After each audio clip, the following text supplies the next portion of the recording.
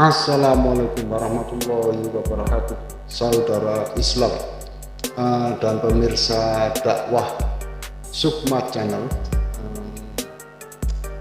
Akan selalu akan ada hal-hal yang menarik dari setiap perdebatan ataupun diskusi lintas agama, apapun topik dan bahasan. Kali ini tak perlu kita berlama-lama bernarasi, perlu panjang lebar, kita simak bersama saja bagaimana videonya. Dan jangan lupa untuk subscribe, like, komen, dan share. Kami mempersembahkan, Anda yang merenungkan.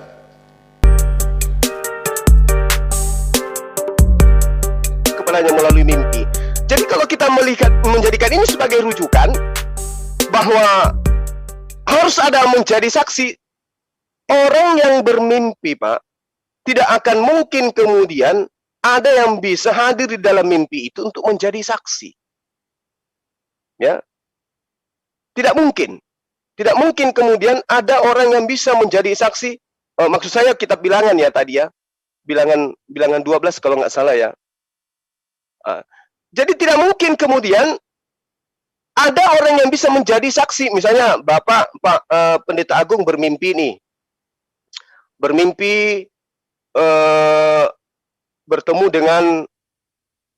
dengan salah satu tokoh di negara ini. Misalnya bermimpi ketemu dengan bom misalnya. Dan saya bersaksi, saya bersaksi melihat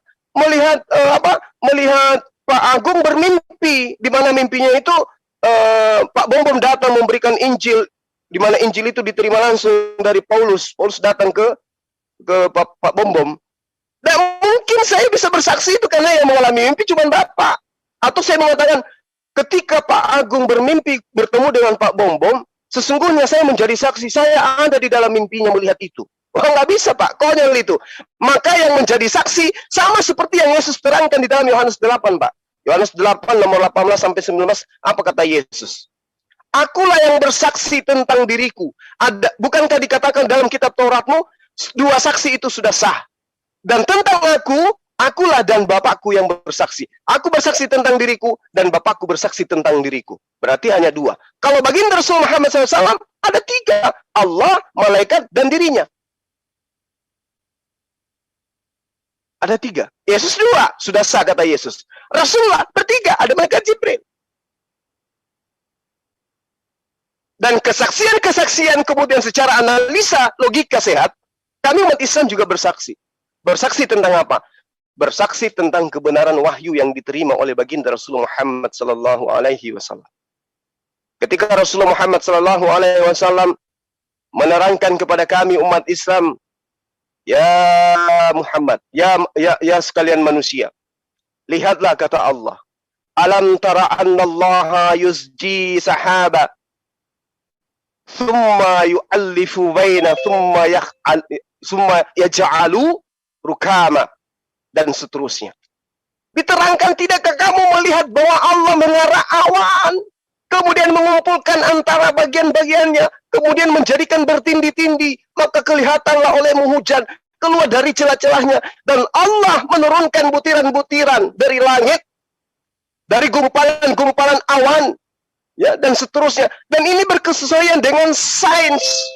Kami yang menjadi saksi tentang kebenaran ayat ini 1400 tahun silam. Tapi bagaimana dengan kitab Anda yang bercerita tentang hal yang sama?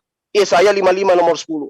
Sebab seperti hujan dan salju turun dari langit dan tidak kembali ke sana lagi, melainkan mengairi bumi, membuatnya subur dan menumbuhkan tumbuh-tumbuhan. Ini bertentangan dengan sains, Pak. Air hujan berasal dari bumi yang menguap menjadi awan. Tapi diceritakan di kitab yang Anda imani, air hujan itu tidak kembali ke awan. Kesalahan fatal. Inilah yang saya katakan, umat Islam menjadi saksi tentang kebenaran Quran. Ilmuwan menjadi saksi tentang keabsahan Quran. Tidak bisa diragukan itu. Ya, cuma yang meragukan adalah orang-orang yang tertutup hatinya. Zalikal kitabu la raiba fihi hudal lil muttaqin. Al-Quran itu tidak ada keraguan di dalamnya. Petunjuk bagi mereka, orang-orang yang bertakwa, orang-orang yang menggunakan akal sehat. Saya kira begitu, sahabat saya, yang pada intinya adalah ketika sahabat saya meragukan wahyu dari Al-Quran yang diterima dalam gua, maka saya pun mengatakan saya juga ragu. Tidak ada saksi penggodokan roh menjadi Tuhan ketika keluar dari gua gelap rahim manusia, dan juga tidak ada saksi di dalam gua kuburan yang dibuat oleh Yusuf Arimatea yang manusia mati kemudian bangkit menjadi tubuh kemuliaan. Sopo saksinya kita juga nggak tahu. Oleh karena itulah aspek apapun yang digunakan untuk mengukur Al-Quran, maka aspek itu akan hancur lebur dengan sendirinya. Demikian untuk sementara, silakan kepada sahabat saya. Baik, baik Bung Juma. Saya mencoba untuk mengerti, kemudian memahami sebagaimana Bung Juma meyakini tentang kebenaran Al-Quran itu ya. Karena Bung Juma mengatakan bahwa Al-Quran itu juga sesuai dengan sains, dengan ilmu pengetahuan gitu ya. Nah, tentu saja ketika Al-Quran dikatakan Bung Juma itu sesuai dengan ilmu pengetahuan, itu kan tentu melalui sebuah proses ya, sebuah proses dari kejadian-kejadian alam semesta gitu kan, terus dikaitkan dengan apa yang tertulis di dalam Quran. Nah, saya pernah bertanya tentang penciptaan alam semesta itu, apakah juga di Quran diceritakan itu ada ayat-ayatnya tentang penciptaan alam semesta. Karena kalau di kekristenan di Bible itu memang kan Bible itu bukan ilmu pengetahuan, bukan buku ilmu pengetahuan gitu. Karena kalau semua akan dimuat di Bible pasti tidak muat gitu kan, pernah ada ayat yang mengatakan seperti itu gitu. Tentang mimpi tadi Bung Juma, tadi kan saya bilang ketika saya berdiskusi dengan teman saya Yuda itu, saya semula kan meragukan apa benar sih bahwa Nabi Muhammad itu menerima wahyu yang hanya dia sendiri kan yang ada di bawah itu, kan begitu.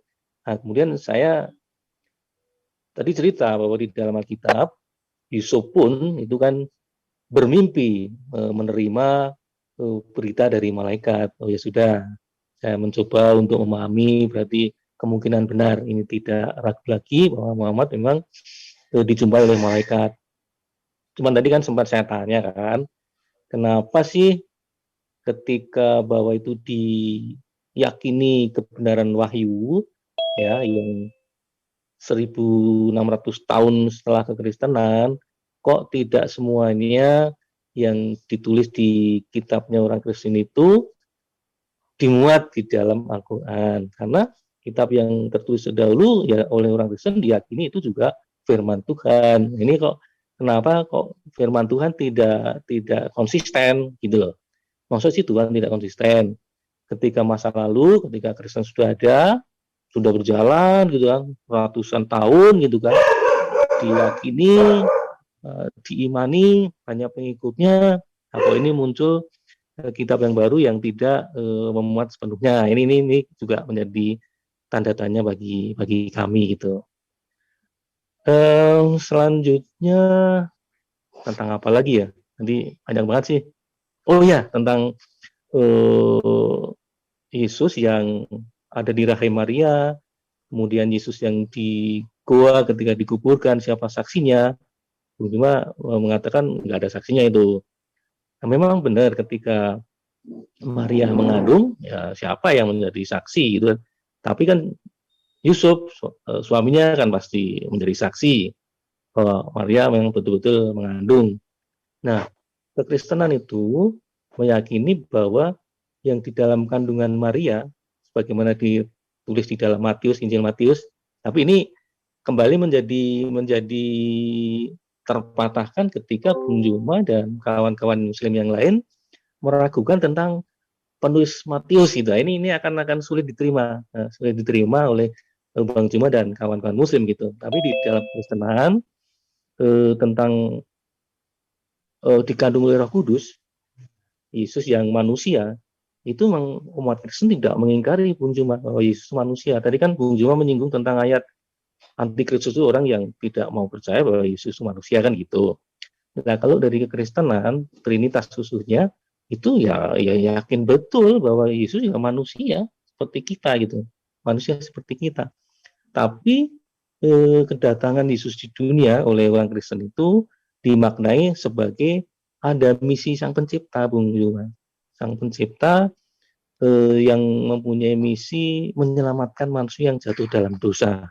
Nah, di sini pun secara fundamental itu sudah sangat tidak bisa nyambung antara apa yang diimani oleh orang Islam dengan orang Kristen. Karena kalau tadi malam kemarin sudah dibahas itu tentang dosa waris itu ya. Tentang dosa waris, kalau orang Kristen meyakini bahwa dosa waris itu diakibatkan karena ada melanggar ketetapan Allah, mendengarkan bisikan iblis malahan gitu, sehingga Adam jatuh dalam dosa dan upahnya itu adalah maut, kematian, yang gitu-gitu. Nah, kalau teman-teman Muslim mengatakan, Pak Dokter Rama bilang bahwa Adam itu mendapat pengampunan karena 40 tahun bertobat gitu, 40 tahun bertobat sehingga ada pengampunan. Nah, kalau kematian ya tidak sebagaimana diyakini oleh orang Kristen sebagai hukuman atas maut. Nah, kalau yang saya pahami begitu, kemarin Dokter Rama bilang bahwa Adam sudah diampuni kok. Jadi nggak ada yang namanya dosa waris seperti yang Umi Dini bilang, kalau anak berbuat dosa, bapaknya harus menanggung atau sebaliknya, itu nggak ada. Nah, kalau tentang dosa itu kan Kristen juga tidak mengatakan bahwa warisan itu harus seperti misalnya begini. Kalau bapaknya berbuat, dosa anaknya harus ikut bertanggung jawab, tidak seperti itu. Tapi yang dimaksud bukan karena perbuatannya selama dia hidup di dunia ya, tetapi kematian itu ya yang disebut sebagai dosa yang diyakini oleh orang Kristen. Nah, misi Allah tadi saya katakan Allah mengutus Yesus gitu ya, turun ke bumi itu supaya karya keselamatan Allah itu bisa terpenuhi gitu. Ya, karena apa? Kok Allah menyelamatkan manusia? Nah, karena di dunia ini kan juga bekerja iblis ya. Kuasa kejahatan itu bekerja mempengaruhi pikiran manusia, hati manusia, sehingga nanti iblis kan juga cari pasukan kan. Tapi kalau mengikuti iblis ya neraka lah. Ininya akhirnya nanti ya. Allah tidak menghendaki itu terjadi, tapi Allah menghendaki ciptaannya itu diselamatkan juga oleh Allah. Tapi ya tentunya memberikan kebebasan kan kepada manusia yang akan diselamatkan itu. Nah, kalau Kristen itu meyakini bahwa karya keselamatan Allah itu akan terpenuhi ketika kita meyakini kepada Yesus Kristus itu sebagai satu-satunya cara Allah untuk menyelamatkan kita. Ketika kita meninggalkan dunia ini, kita akan kembali kepada Sang Pencipta, yaitu yang menciptakan kita semua. Nah, ini Bung Juma hal-hal fundamental yang memang berbeda sejak penciptaan pertamanya itu sudah berbeda. Karena di Kristen diyakini bahwa tanpa penebusan ya, tanpa penebusan dosa yang itu adalah karya Allah juga sebetulnya melalui Yesus Kristus, itu tidak ada kehidupan kekal, gitu kan begitu. Karena kan ada ayat yang mengatakan karena begitu besar kasih Allah akan dunia ini, sehingga ia telah mengaruniakan anaknya yang tunggal, supaya yang barang siapa yang percaya kepadanya tidak binasa. Binasa itu artinya mengalami kematian kekal di neraka ya, melainkan beroleh hidup yang kekal. Hidup yang kekal itu hidup bersama dengan Bapa cipta kita. Itu Bung Juman. Jadi tentang saksi mimpi Yesus di rahim Maria nggak ada saksinya itu, ya kan gitu ya. Ya itu bisa kita pahami, tapi kekristenan meyakini bahwa di dalam diri Yesus itu tidak hanya sebagai manusia seperti kita gitu loh, tapi ada firman Allah, bagian daripada Allah. Ini pun juga disangkal kan, juga ditolak oleh Bang Juma dan teman-teman tentang makna daripada firman Allah itu. Kalau di Muslim kan firman Allah itu hanya terbatas perkataan Allah saja kan begitu. Kalau di kekristenan tidak hanya sekedar Allah berfirman, berkata-kata, tapi firman yang ada di dalam diri Allah itu keluar dari Allah, itu menjadi daging. Menjadi daging itu jangan diartikan berubah ya. Firman Allah yang dimiliki oleh Allah itu berubah menjadi manusia, tidak berubah, menjadi. Nah, menjadi dengan berubah itu beda. Kalau berubah itu dari yang semula ada wujudnya, kemudian menjadi wujud baru, itu namanya berubah. Tapi kalau pengertian Kristen, bagaimana Yohanes itu ya, di Injil Yohanes, firman yang akan turun menjadi daging, menjadi manusia, yaitu Yesus, dinamai Yesus ketika malaikat Gabriel menjumpai Yusuf. Nanti ketika anak laki-laki dalam kandungan Maria itu lahir, laki-laki, namailah dia Yesus, yang maknanya akan menyelamatkan dosa manusia. Gitu, Bung Juma. Ini memang perbedaan-perbedaan yang sangat fundamental itu ternyata setelah saya coba renungkan, diawali dari yang paling awal nih, sejak penciptaan Adam itu. Nah, karena tentang penciptaan Adam kemarin sudah kita bahas, saya dengan dokter Rama gitu ya, dengan Bu Umi, memang beda juga pemahamannya gitu. Kalau dari orang Kristen kan Adam diciptakan di bumi karena bumi kan yang menumbuhkan tumbuh-tumbuhan dan sebagainya. Nah, Pak Dokter Rama bilang bahwa Taman Eden itu ada tidak di bumi. Tapi ketika Adam diciptakan itu malaikat Israel ya, nggak salah itu yang mengambil saripati dari bumi, dari tanah itu, kemudian dibawa ke Taman Eden yang tidak ada di bumi. Nah, ini sudah berbeda sekali dengan keimanan Kristen. Memang saya kadang-kadang, wah ini sulit juga ya dipertemukan mana yang sama dan mana yang tidak sama gitu. Ini makanya Bung cuma mudah-mudahan ya saya bisa dapat kawan gitu yang nanti bisa menjelaskan secara runut gitu tentang proses penulisan kitab suci. Kalau Bung Cuma tadi udah jelas sekali ya, jelas sekali dengan melalui sebuah mata rantai yang berkesinambungan gitu kan, tidak berubah gitu dari sejak Nabi Muhammad di Gua Hira, kemudian setiap puasa ya tadi ya, suatu puasa itu ada wahyu baru, kemudian dibacakan yang sudah ada gitu kan, sehingga sampai 22 tahun. Begitu Bung Cuma ya, tolong beri kesempatan saya nanti mungkin Pak Felix, tapi saya nggak punya nomor teleponnya Pak Felix yang kemarin mengajak Bung Cuma itu. Itu Bung Cuma, terima kasih sekali. Iya, baik kita Bang. Yang ini. Iya, baik. Jadi yang pertama, yang kemudian Abang saya uraikan tadi itu terkait dengan perbedaan ya secara fundamental. Kok bisa berbeda gitu antara Islam dan Kristen. Nah, itu dia tadi Pak Bang, yang menjadi dasar pijakan kita itu tadi Kak, yang dari awal itu loh. Makanya kita bahas tentang ya mata rantai ini. Kok bisa berbeda? Secara fundamental ya berbeda. Karena pemberitaan dari kitab Anda itu tidak jelas sumbernya dari mana gitu. Kembali ke situ. Iya, saya tahu. Makanya saya coba cari kawan yang saya bilang tadi.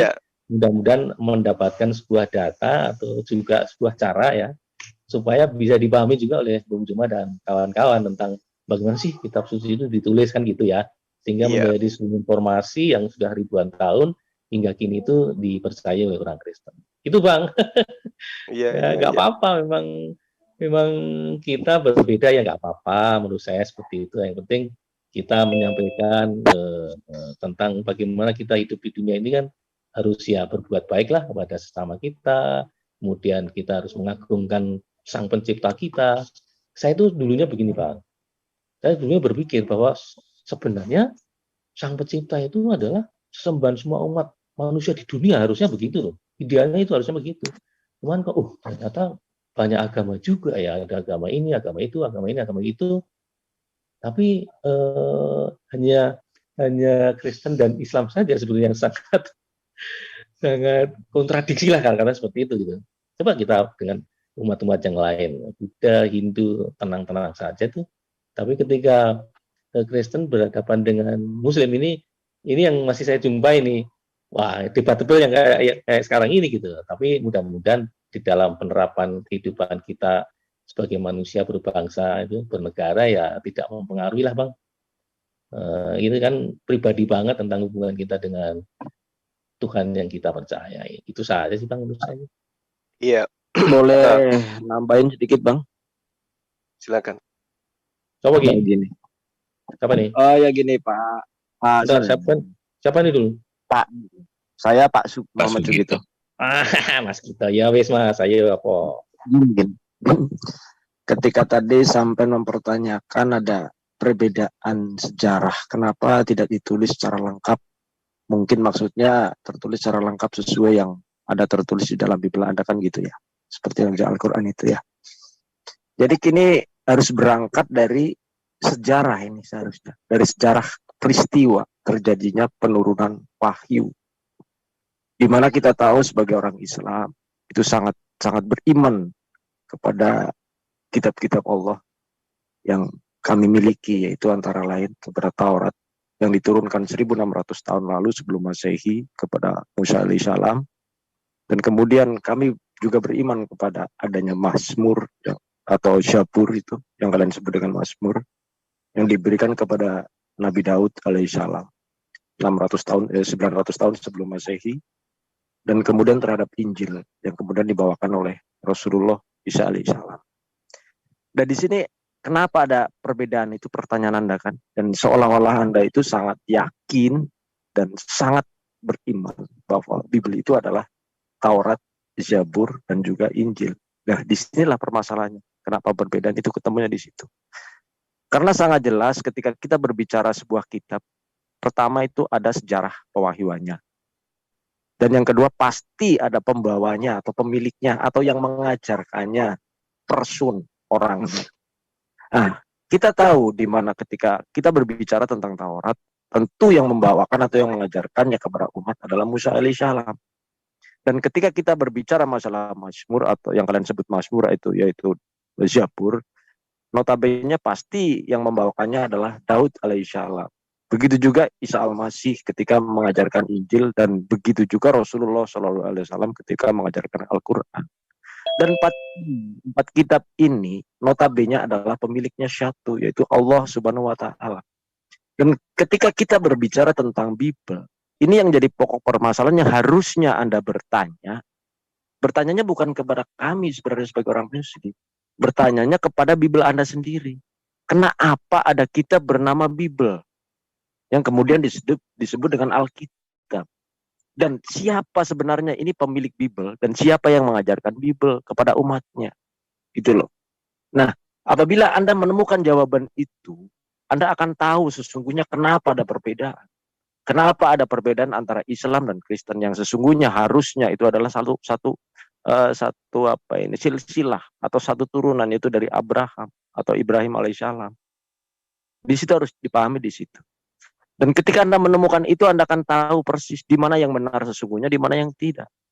Nah, seperti yang Bang Zuma tadi uraikan tadi, itu sangat jelas mengatakan bahwa seperti tertulis di Lukas 1:3 itu juga dikatakan bahwa kitab-kitab itu adalah hasil daripada penyelidikan oleh si Lukas dan kemudian dibukukan, gitu kan. Nah, artinya Bible ini adalah bukan Zabur, bukan Injil, juga bukan Taurat. Artinya adalah kutipan-kutipan ayat-ayat tersebut. Jadi Bible itu isinya adalah kutipan-kutipan ayat-ayat Taurat, kutipan-kutipan ayat-ayat Mazmur, kutipan-kutipan ayat Injil. Yang kemudian mereka mendapatkan kutipan-kutipan ini berdasarkan kodek atau berdasarkan artefak.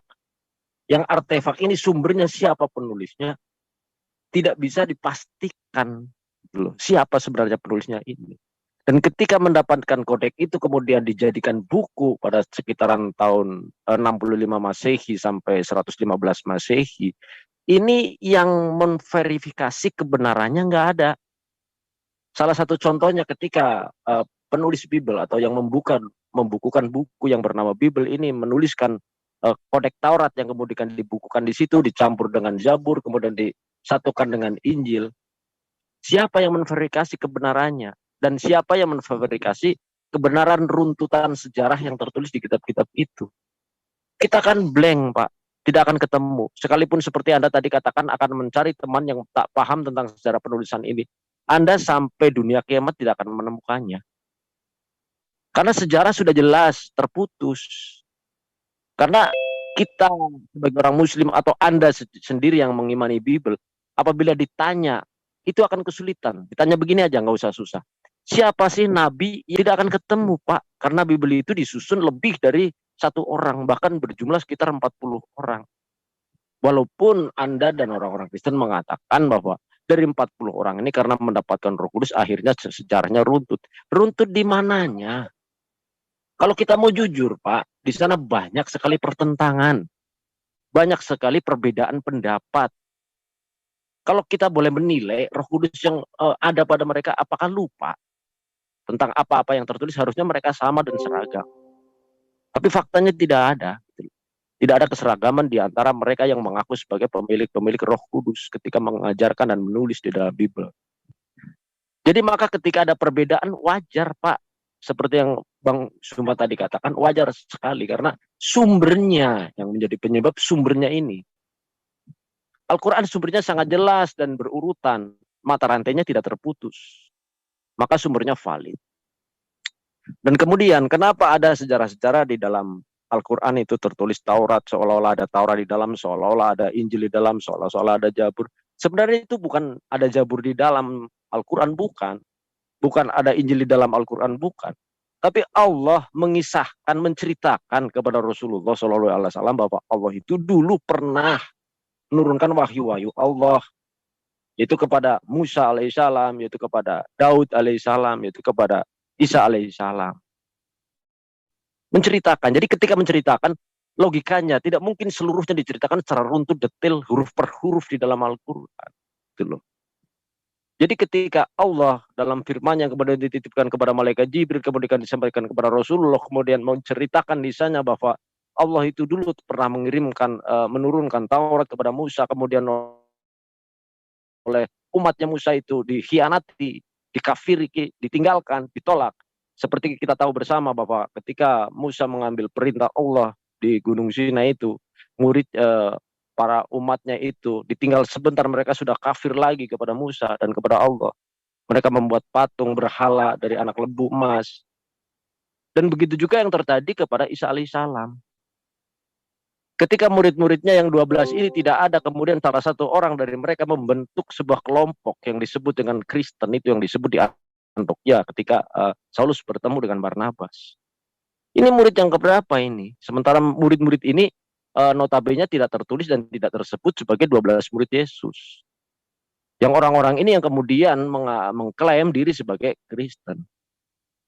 Dan ini yang membentuk bukan murid Yesus sendiri, yang membentuk justru orang dari luar Yesus, yaitu Saulus, yang mengaku bertemu dengan Yesus. Padahal pertemuan ini terjadi setelah terjadinya penyaliban.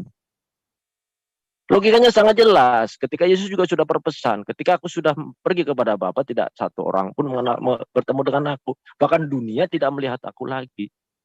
Akan tetapi tiba-tiba ada seseorang yang belum pernah ketemu dengan Yesus, tiba-tiba mengaku sebagai muridnya Yesus, bertemu dengan Yesus, bahkan mengaku sebagai orang yang diutus oleh Yesus memberitakan Injil. Ini yang menyebabkan sejarah di dalam Bible itu tidak bisa sinkron dengan Al-Quran. Karena sumbernya belibet, mata rantainya bukan lagi putus, berantakan di situ, Bang. Maka susah, gitu loh.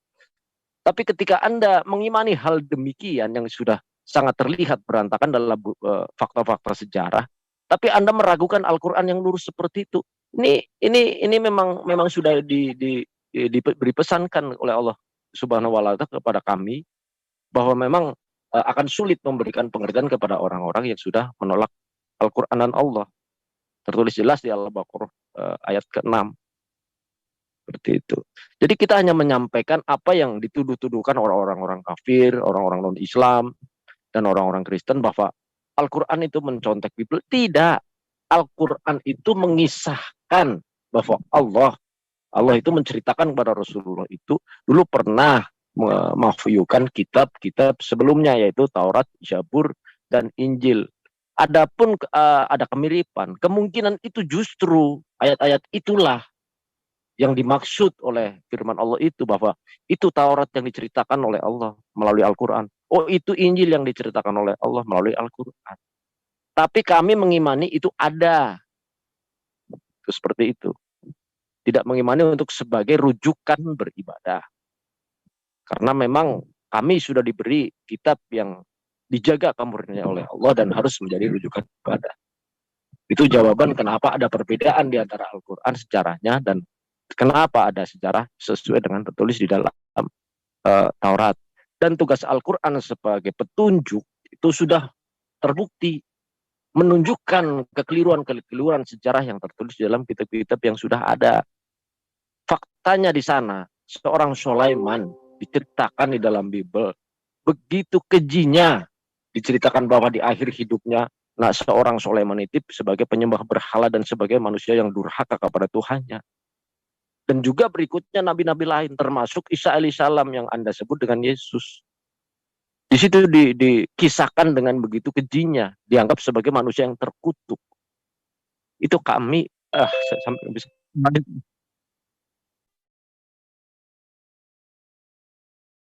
Waduh, sinyalnya kok hilang ya?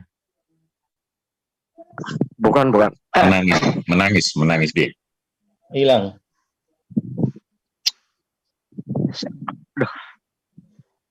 Oh, Bung Sugitonya menangis ya?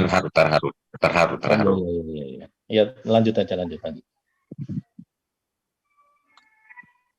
Saya jujur kalau cerita masalah ini,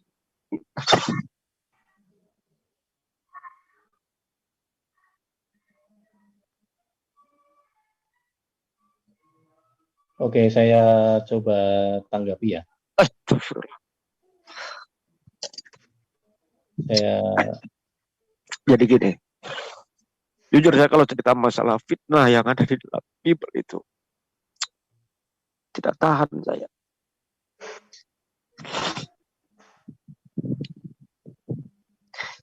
Bible begitu kecil,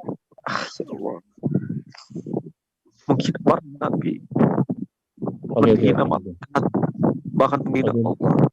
Iya.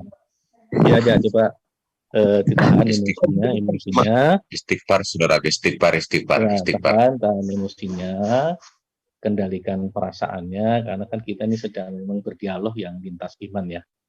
Jadi saya pikir juga tidak sebagai kapasitas tiap kita gitu ya, untuk bisa merubah mindset orang lain yang memang berbeda keyakinan. Jadi menurut saya sih tidak harus terlalu berperasaan yang sangat dalam menurut saya, Bung Sugito. Memang Agung, saya sampaikan Muhammad Sugito ini saudara kita ini adalah mualaf. Iya, jadi saya tahu. pernah mendalami Bible. Jadi makanya saya terharu begitu saudaraku. Jadi sehingga begitu mengenal Islam, subhanallah. Iya, saya tahu. Disitulah dia mengenal Nabi Isa alaihissalam dibandingkan dengan Yesus. Masya Allah. Gitu saudaraku. Kalau saya itu 30 tahun lebih itu Pak, merenungkan tentang Trinitas juga. Bukan hal yang gampang gitu ya. Bukan yang mudah, tentang apa yang saya yakini tentang Trinitas itu. Saya bahkan lebih dari 30 tahun. Ketika saya masih kuliah itu dulu sempat saya kok tiba-tiba di tengah malam hari ketika merenungkan itu hampir kayak orang gila waktu itu Pak. Tapi ya saya bersyukur kepada Tuhan bahwa dalam waktu yang cukup lama merenungkan, akhirnya beberapa tahun yang lalu saya sudah sangat final ya tentang siapa sesembahan saya yang sebenarnya gitu. Saya mencoba menanggapi sedikit ya tentang apa yang disampaikan oleh Bung Sugito tadi, bahwa Bung Sugito sempat mengatakan bahwa Taurat, Zabur, dan Injil itu adalah wahyu dari Allah juga, wahyu dari Allah ya, kan gitu ya. Nah, makanya saya sempat tanyakan, kalau memang itu wahyu yang dari Allah, meskipun Bung Sugito tadi juga mengatakan tidak sepenuhnya itu memang dimuat di dalam Al-Quran, kan begitu tadi. Karena ya barangkali mungkin ada beberapa yang diragukan juga, meskipun itu wahyu Tuhan juga kan. Tadi dikatakan bahwa kitab terdahulu itu adalah wahyu Allah sendiri, kan begitu. Nah, makanya tadi saya juga sempat nanya kan, sejauh mana konsistensi daripada Tuhan itu menjaga wahyunya sendiri. Kalau wahyu sebelum disampaikan kepada Muhammad kan disampaikan kepada para nabi yang terdahulu gitu kan. Makanya saya juga pernah tanya-tanya ke Yuda Tawakal juga, kenapa sih Yud kok tidak dimuat sepenuhnya kitab-kitab terdahulu yang diyakini oleh orang Kristen terdahulu itu di dalam Al-Quran? Jawabannya boleh dibilang diambil intisarinya saja, inti-intinya gitu loh, inti-intinya semacam ya kalau saya bilang diedit yang penting-penting itu sehingga menjadi sebuah hukum-hukum lah, hukum-hukum pengajaran di Al-Quran gitu. Memang Gini Bang, gini Pak, lintas. saya lanjutkan dulu agar nanti agak jelas sedikit.